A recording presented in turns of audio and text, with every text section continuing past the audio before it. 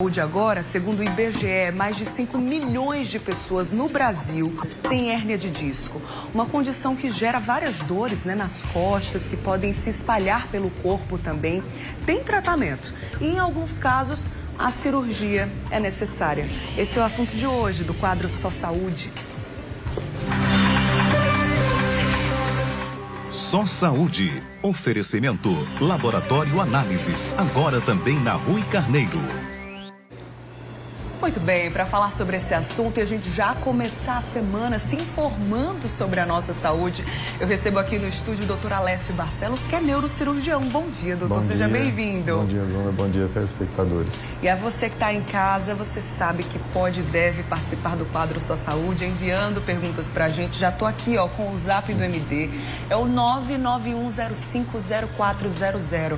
E é através dele ou através do nosso Instagram, @CorreioTV, você vai enviar perguntas para a gente, tirar suas dúvidas, o que é super importante. Aproveita essa oportunidade, vai mandando aí pergunta para a gente.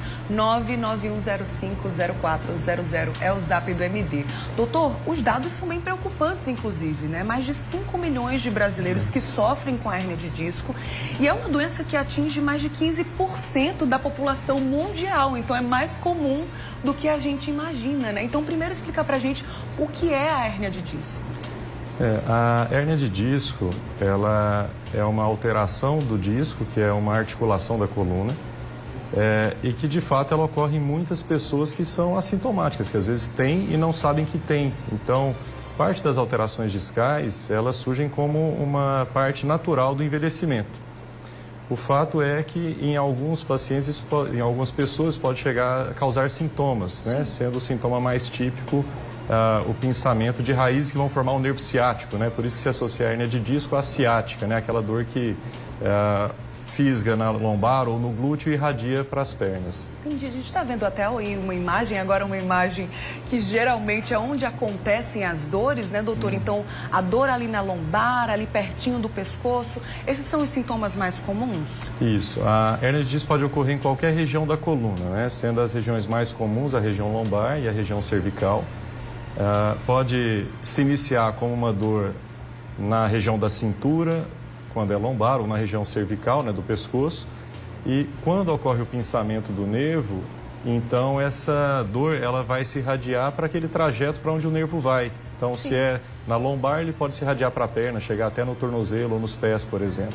Se é no pescoço, isso pode se irradiar ao longo do braço até as mãos. Entendi. Agora, quais são as causas, doutor? Tem algumas pessoas mais propensas do que outras a desenvolver a hérnia de disco. O que é que leva a ela aparecer? Então, o grande causador, o principal fator de risco é genético. Sim. Então, 60% a 70% dos casos de hérnia de disco sintomática, o paciente tem uma história na família de hérnia.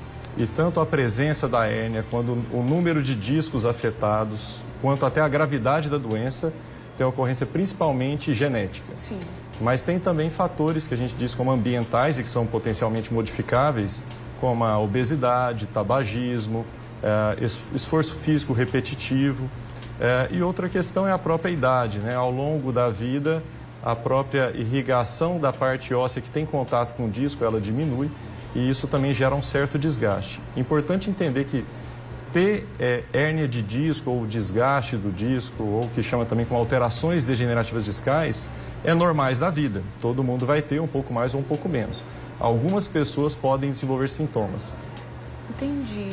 Agora, eu achei interessante, porque quando a gente foi pesquisar essa pauta para trazer aqui, inclusive, mais um pedido de vocês aqui no Mulher Demais, A gente está sempre de olho no que vocês pedem, no que vocês querem saber.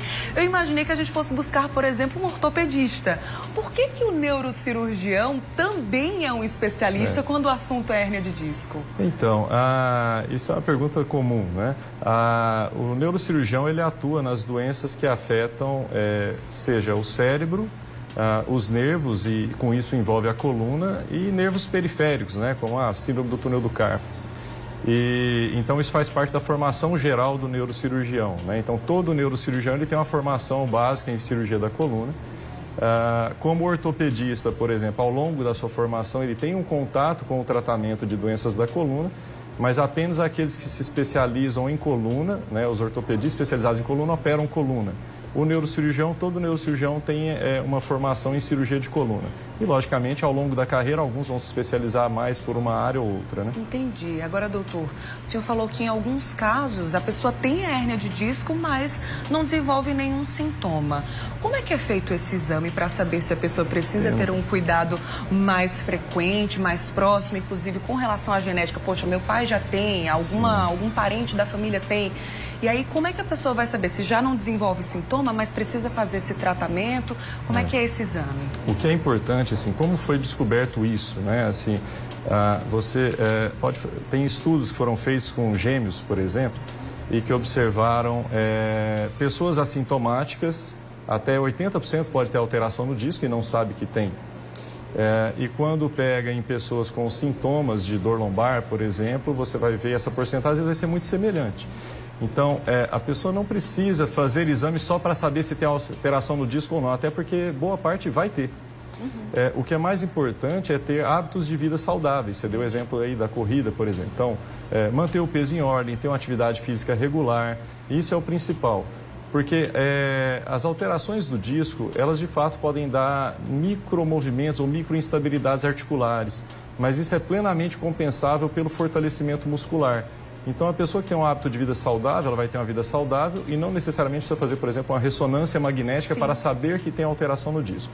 Agora, quando tem sintomas, né, assim, uma dor lombar persistente por mais do que um mês a um mês e meio, ou se tem irradiação para as pernas, então aí sim vale a pena procurar um médico especialista para fazer uma investigação. Perfeito. Já estou aqui com o WhatsApp do Mulher de Mais aberto para trazer algumas questões de vocês.